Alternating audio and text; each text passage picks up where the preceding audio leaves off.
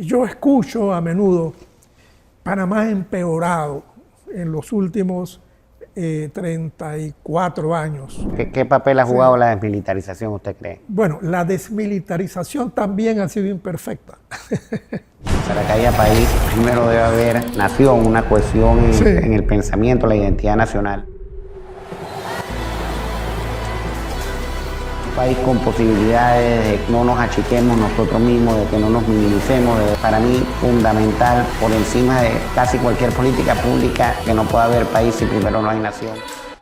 Bueno, reflexionando aquí con el doctor Omar Jaime Suárez acerca de lo que ha sido el devenir panameño en esta etapa que aún vivimos, la etapa de la posdictadura, desde la invasión norteamericana hacia acá, ¿cuáles han sido aquellas modificaciones, aquellos logros, aquellas involuciones o evoluciones imperceptibles, quizá no del día a día, no de la crisis de un diario al siguiente, sino cuestiones más tectónicas que a veces uno no percibe, pero que ocurren y son los que marcan el derrotero de las diferentes naciones en cualquier parte del mundo, y ponderando lo que ha sido estas últimas 3 décadas y media. Gracias, doctor, por recibirnos aquí en su casa y soñando con un Panamá más grande. Y mejor. Bueno, gracias, Jaime, por acercarte a escuchar mis humildes y modestas palabras sobre un periodo histórico que vamos a calificar de mediano plazo. En la historia se identifican varios periodos: el largo plazo, el mediano plazo y el corto plazo. El corto plazo casi ya es periodismo, ¿no? El mediano plazo ya comenzamos a entrar en la historia, y el largo plazo ya es la gran historia, ¿no? Nosotros, cuando vemos el periodo de ya un tercio de siglo, estamos hablando de la tercera parte de un siglo que hemos vivido desde 1990 hasta hoy,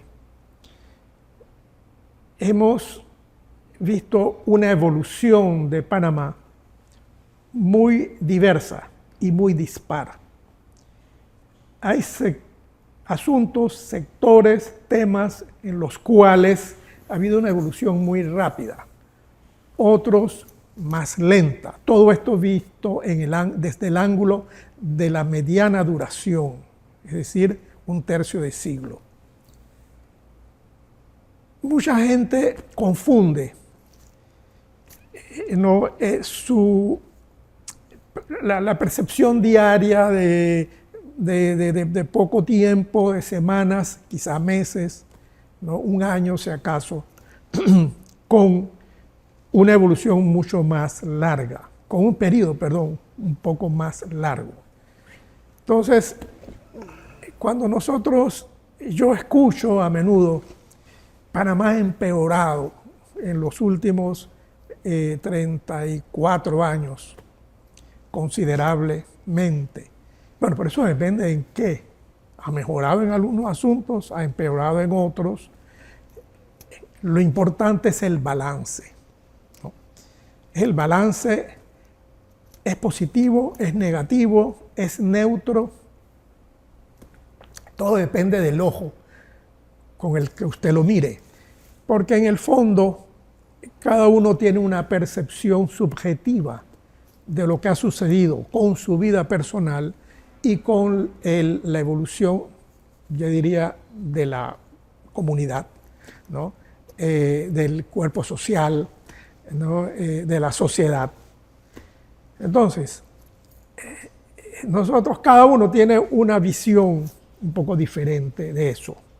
Primero porque tiene todo el acumulado en su personalidad de lo que son o deben ser, ¿no? Los fenómenos y los hechos, los eventos. Y otra, bueno, la realidad un poco más objetiva. Los científicos sociales tratamos de eliminar hasta lo que es posible esa subjetividad, ¿no? Y tener ciertos parámetros para medir un poco mejor, sin esa perturbación ¿no?, de la subjetividad personal en lo que ha sido la historia durante este periodo. Algunos me dicen, bueno, Panamá se ha empobrecido, la gente vive peor, vivimos peor. Eso no es cierto. Eso no es cierto. Yo recuerdo cuando era niño, yo nací en Antón, yo viví mi infancia en Antón y vine a Panamá a los 11 años a la escuela secundaria, al Colegio Javier, recuerdo. Y era muy diferente el Panamá de esa época al Panamá de hoy. Todo ha cambiado. El paisaje físico no, porque eso no cambia, ¿no? La geología es lo que es, pero el paisaje social sí. El paisaje humano también ha cambiado mucho. Panamá cuando yo era joven, cuando era niño, cuando era joven, era un país pobre. Aquí la gente rica no tenía mucho dinero tampoco. Aquí había, si acaso, unas cuantas familias que tenían un poco más de dinero, pero tampoco lo mostraban de manera tan exagerada como se hace hoy, ¿no? Y al mismo tiempo había una mayoría de gente que era pobre, pero eso era casi que el resultado de siglos de vivir de esa manera, mejorando muy lentamente la condición de vida. Desde principios de la República hasta los años 50, los años 60, los 40, pues 50, 60, que fue mi infancia y mi juventud. Y después los 70. Yo recuerdo, y la gente se lo olvidó, bueno, la gente de mi edad, ¿no?, y la gente ya un poco mayor, pero hasta los jóvenes, y los jóvenes no lo saben, lo que era Panamá era totalmente diferente. Usted veía la carretera era de asfalto, estrecha, los puentes pequeños, se atravesaba el canal, no a través del Puente de las Américas, desde 1962 creo que es, sino en un ferry. No, y se demoraba 4 horas desde Antón a Panamá. Hoy se hace en hora y media, 2 horas de acá. Las casas, uno veía, en el pueblo había unas cuantas casas de cemento, de mampostería. El resto eran de quincha. Y en las afueras eran de paja. Entonces, en la carretera la mayoría de las casas eran ranchos, eran de paja. Eso ha cambiado radicalmente. Panamá se ha enriquecido muchísimo. Muy temprano en este periodo sobre el que conversamos, ocurrió la desmilitarización. ¿Qué tan significativo fue ese fenómeno o esa decisión en lo que ha venido después, o simplemente pasó desapercibido? O sea, ¿qué papel ha jugado la desmilitarización, usted cree? Bueno, la desmilitarización también ha sido imperfecta. Como la democracia, la desmilitarización es a medias. No es cierto que Panamá se ha desmilitarizado. Quizás al principio, por supuesto, pero después se ha ido remilitarizando. Eso es una realidad que no podemos ocultar. No hasta el punto que tuvimos, por supuesto, hasta 1989, hasta finales, pero se ha ido remilitarizando. Es decir, los estamentos de seguridad han ido adquiriendo poder. Esa es una realidad absoluta, objetiva, ¿no? Hasta el punto de que trabajan muchísimo menos y ganan muchísimo más, ¿no?, que el resto de los panameños que trabajan. Aquí es una cosa, se ha inventado un sistema y eso es por poder. Si no hubieran ganado poder, no tuvieran eso. La decisión de sacrificar la explotación de nuestros recursos minerales como una herramienta para el desarrollo, sobre todo entendiendo que el crecimiento tradicionalmente se ha dado en torno a la franja interoceánica y esta industria representa una oportunidad para el interior del país que no necesariamente la ha tenido tanto antes. ¿Cómo usted la ve?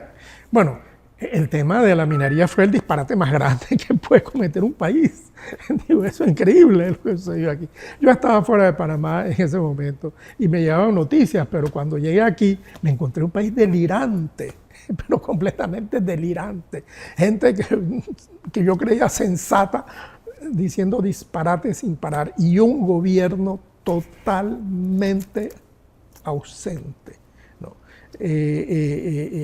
Débil, sin fuerza, sin cerebro. ¿Qué está pasando aquí? ¿No? ¿Cómo que vamos a cortar el 5% del PIB que nos produce es solamente una mina, cuando toda la actividad agropecuaria, ganadería, agricultura, toda, produce el 3%? Esta locura que ha pasado. Uno. Dos, ¿qué mensaje le mandamos? Este país vive de la inversión extranjera y del mercado internacional. Nosotros no vivimos de otra cosa. Yo no sé, que aquí hay gente que cree que tonterías. Esa es la realidad estricta de hace 5 siglos. No solamente hoy, es hace 5 siglos, pero en estos años ha sido todavía más fuerte. Inversión extranjera, mercado internacional. Eso es lo que hace que la economía de Panamá crezca el empleo y la riqueza. Eso es lo que ha hecho que Panamá se haya mejorado en el mediano y largo plazo muchísimo. Esa es la realidad. Pero aquí hay gente que es insensata, ¿no? E irresponsable. ¿Usted qué diría, ya habiendo transcurrido, bueno, desde que se completó la transferencia de la zona revertida, han transcurrido 24 años, casi 25 años? Sí. Desde que se comenzó a dar la transición, mucho más tiempo todavía. Sí. ¿Cómo usted pondera el uso que se le ha dado a las áreas revertidas? Evidentemente ha habido cuestiones rescatables, la Ciudad del Saber, en la propia administración de la vía. Sí, bueno, para bien, para mal, la propia administración que se le ha dado a la vía, o la calzada Amador, o Panamá, Panamá Pacífico. Es buenísimo eso. Qué sé yo, ¿cuáles han sido lo bueno, lo malo, lo feo de lo que... Claro. Sí, bueno, sí, es un tema que a mí me toca muchísimo porque a mí me tocó también estar en el grupo que negociamos la reversión de esas áreas, ¿no? Mediante el Tratado del Canal de Panamá. Y el grupo que además después organizó la puesta en vigencia de esos tratados y la explotación. Y finalmente estuve también asesorando al doctor Nicolás Rito Barreta en la ARI, que fue el momento cumbre del uso de las áreas revertidas, ¿no? Bueno, aquí hay varias cosas muy diversas. En general, ¿no? Viéndolo en su conjunto, por supuesto, ha sido un gran éxito lo que ha sucedido en las áreas revertidas, comenzando con el Canal de Panamá, es lo primero. El Canal de Panamá revierte, en fin, no revierte, sino que es transferido a la República el último día de 1999. Según el tratado, pues ahí se extingue el tratado. Panamá, por suerte, es una de las pocas cosas realmente inteligentes que han hecho los políticos, las fuerzas sociales y políticas, fue el título constitucional para excluir a la autoridad del canal de todo este enredo, ¿no? Todas estas apetencias, toda esta clase política depredadora, ¿no? Que tenemos aquí. Y lo hizo con éxito, hasta el punto de que el Canal de Panamá ha sido administrado mejor por los panameños que por los americanos. Eso lo reconocen ellos mismos y lo dicen las cifras. La cantidad de accidentes disminuyó, etcétera, etcétera. Hay un grupo de funcionarios, ¿no? Es la única empresa estatal que realmente funciona excelentemente, muchísimo mejor que todas las demás, es el Canal de Panamá. ¿Qué ha impedido o cómo lo ve a futuro la circunvalación de la República por el Caribe, ¿no? Esa aspiración de conectar Colón con Chiriquí Grande, sí, etcétera? Bueno, yo pienso que es un asunto de prioridades. Primero, debemos ocuparnos de lo importante. ¿Qué es lo importante? ¿Dónde está la gente? ¿No? ¿Dónde está la gente? La gente está aquí en el Pacífico, no está en el Atlántico. Allá no hay nadie, relativamente. Por ejemplo, aquí por esa falta de visión y de responsabilidad, ¿no? Tenemos que, aquí lo prioritario era hacer el cuarto puente. Tenemos 5 años de retraso mínimo, debió de inaugurarse este año. y está comenzando apenas. Digo, aquí está la gente, vamos a invertir 1.000 y tantos millones de dólares, pero vamos a hacerlo aquí para dar servicio a la gente que está aquí, la gente de verdad, de carne y hueso. Hacer una carretera en el Atlántico hasta Changuinola, en Boca del Toro, ¿qué añade? No añade gran cosa. Puesto uno puede llegar allá por carretera, por Chiriquí. O sea que no es una cosa urgente ni prioritaria. ¿Y el tren hacia Chiriquí? Bueno, eso depende de los estudios. Yo he escrito algo sobre ese tema. Es un asunto de estudios de factibilidad y de rentabilidad. Si hay un mercado suficiente de gente y de mercancía y que los estudios de verdad, serios, lo dicen, entonces, bueno, vamos a invertir, pero que no sea el Estado. Vamos a darlo en concesión a una empresa privada. El Estado no tiene, el Estado siempre es el peor administrador de las empresas privadas, en general.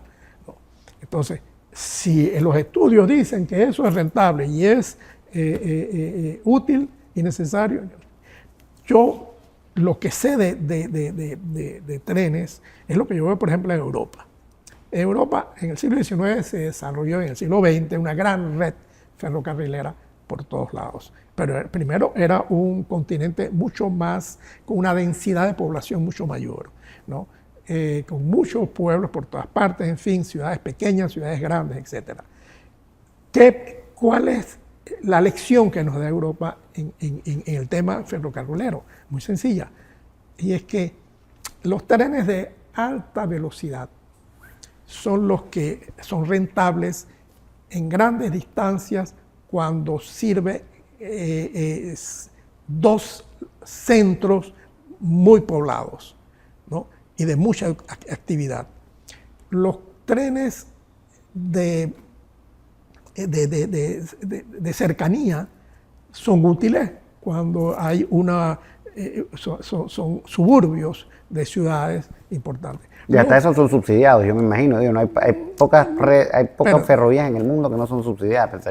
Pero todas los trenes de corta distancia relativa que van a lugares donde hay poca gente o poca producción, esas vías las están cerrando desde hace décadas.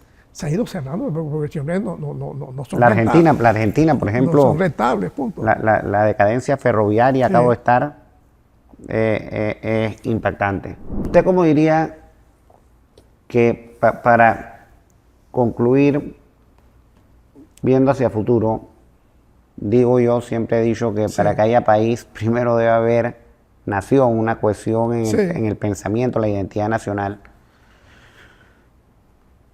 ¿Qué usted diría para que Panamá se piense a sí mismo como un país con posibilidades, de que no nos achiquemos nosotros mismos, de que no nos minimicemos, de que no nos creyamos aquellas leyendas negras que han logrado instalarse no solamente sobre nuestro país, sino sobre la civilización hispana a la que pertenecemos?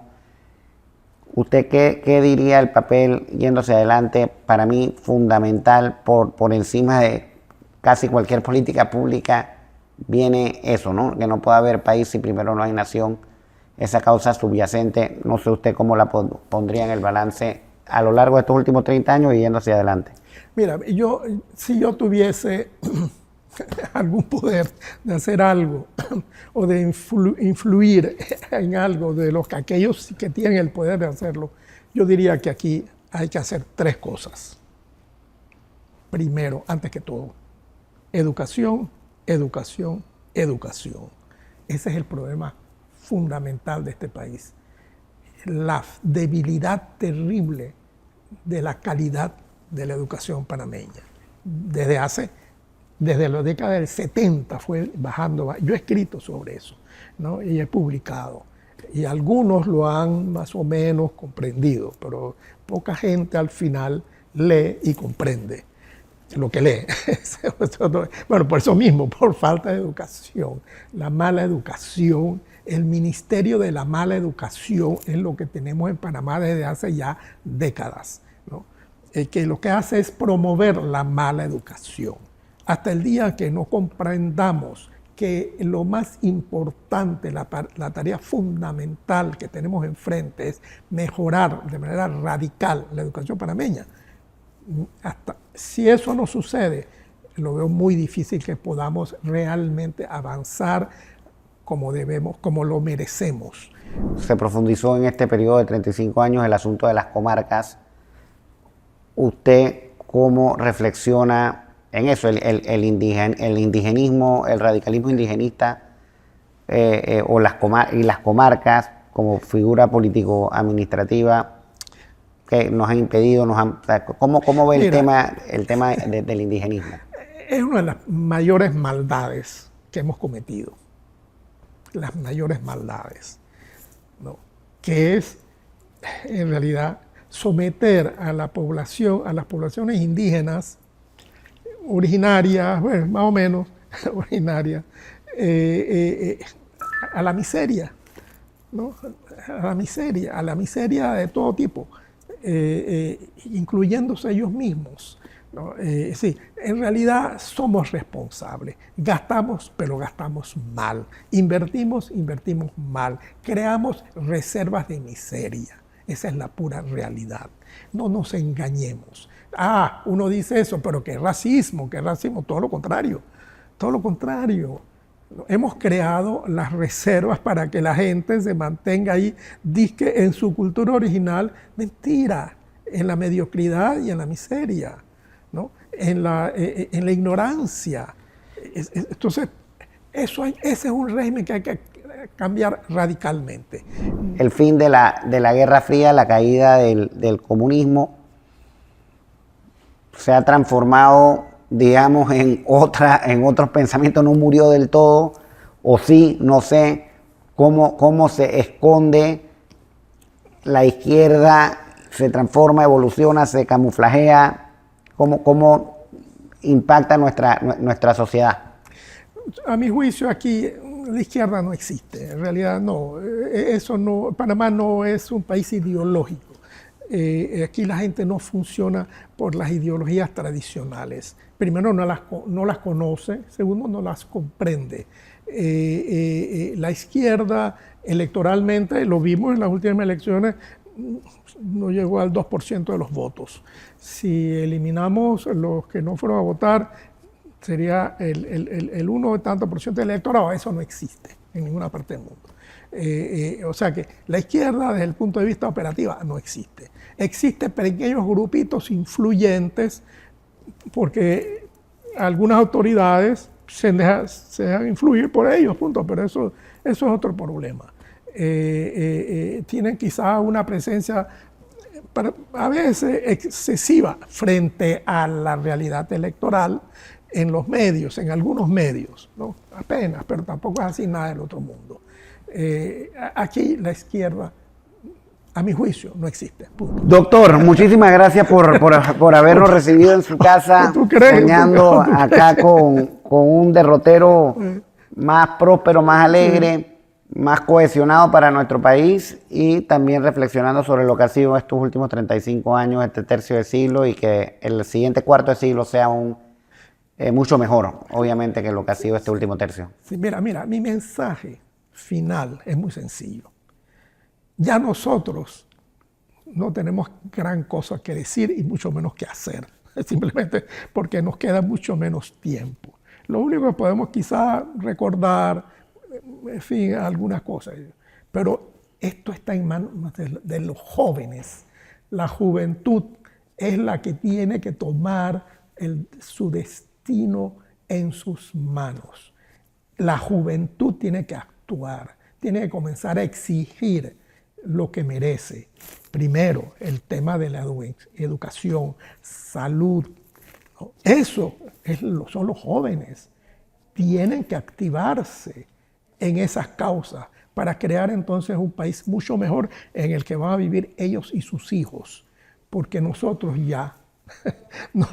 dimos nuestra parte de contribución, algunas buenas, otras malas, otras medianas, neutrales, pero pienso que el futuro y el destino de este país está en manos de los jóvenes.